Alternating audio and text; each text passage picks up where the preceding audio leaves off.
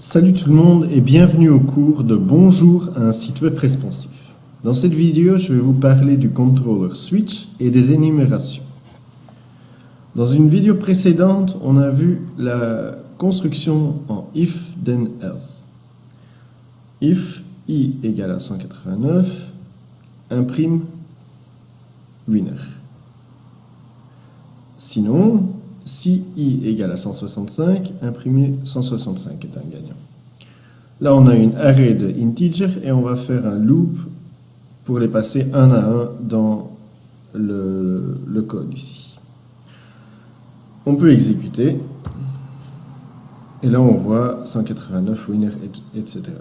On pourrait réécrire ceci en utilisant un switch. Le switch se fait en plusieurs composants. Switch. Voilà. Ici, on met l'objet sur lequel on va faire le test. Là, on a i. On ouvre l'accolade et on va rajouter des case statements. Case, donc au cas où on est dans 189, on fait 2 points et on imprime. Après, on ajoute un break. Après, dans chaque case, on ajoute un break. On exécute. 189. Voilà. Je vais mettre la partie supérieure en commentaire parce que ça ne fait que perturber. Si on rajoute un case, on le met ici en dessous. 165. Voilà. J'imprime 165 est un winner. Voilà. Check. On exécute. Là, on a 189 est un winner. 154, je ne sais pas que faire avec. Donc, on va rajouter une fonction, le else ici, donc le default. Donc, par défaut, si aucun des cases n'a été trouvé. Alors, don't know the number. C'était ce qui nous manquait. 154, don't know the number. 145, etc. Ce qu'on peut faire également, c'est faire suivre deux case statements. 145. Ils peuvent se suivre, comme ça. Et là, voilà, je copie un peu ça. 145 or 153. On exécute pour voir. 145 or 123. Les cases vont être... L'avantage d'utiliser un switch, c'est que c'est plus efficace qu'une structure if then else. Le compilateur, il saute d'ici jusque là automatiquement au lieu de passer dans tous les if then else. Sinon il exécuterait if, non, ok, je passe au suivant. If, non, je passe au suivant, je passe au suivant.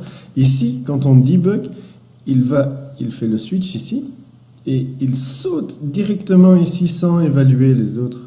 C'est plus efficace. Là, on a un autre cas. Qu'est-ce qui se passe si on oublie le mot break? Voilà.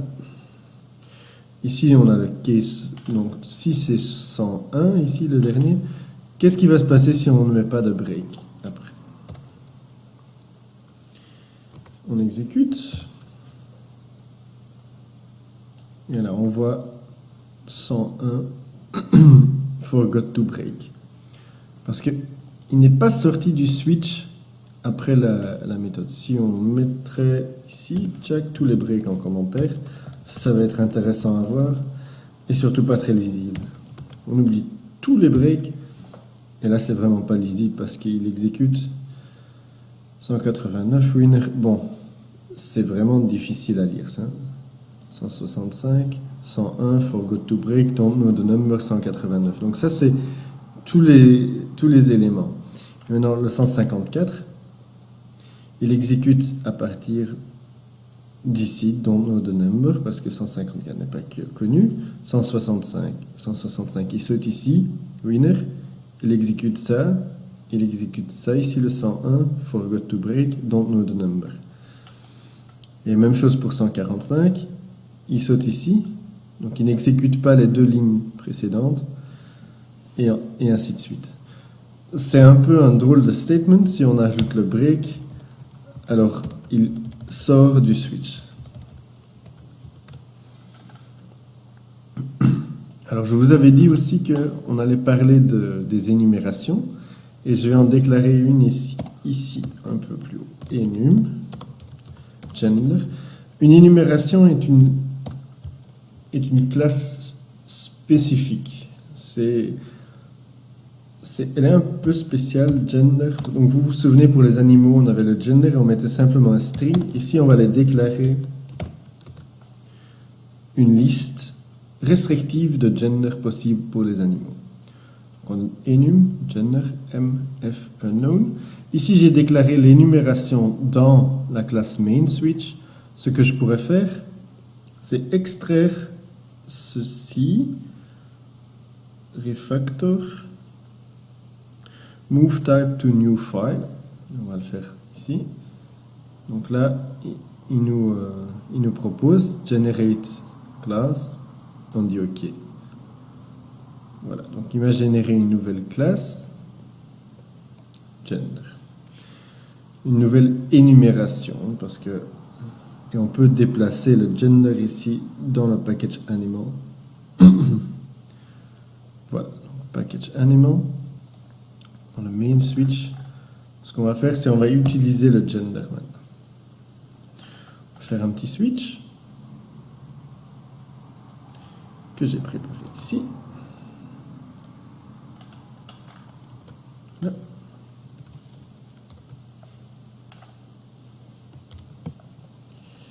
Importer.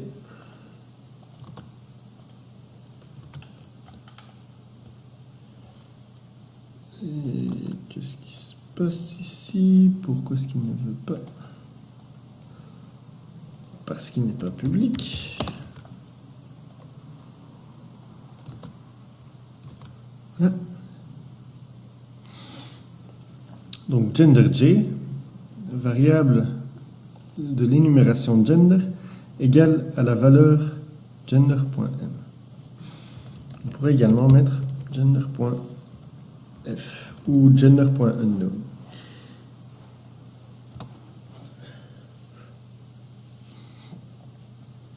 De la même manière que pour les int, on a le switch, la variable g. Si c'est f, it's a woman. Si c'est m, it's a man. Défaut, I don't know. On exécute ici.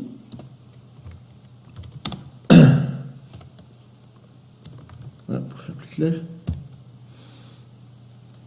It's a woman.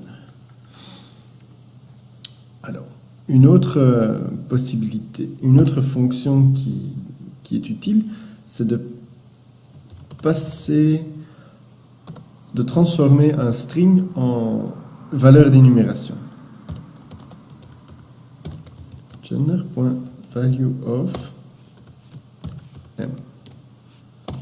Donc, le m ici est un string et on va le transformer en gender. Là, gender is, on exécute, gender is m. Si il ne connaît pas, comme ça, là, il dit qu'il n'y a pas de valeur pour le hashword.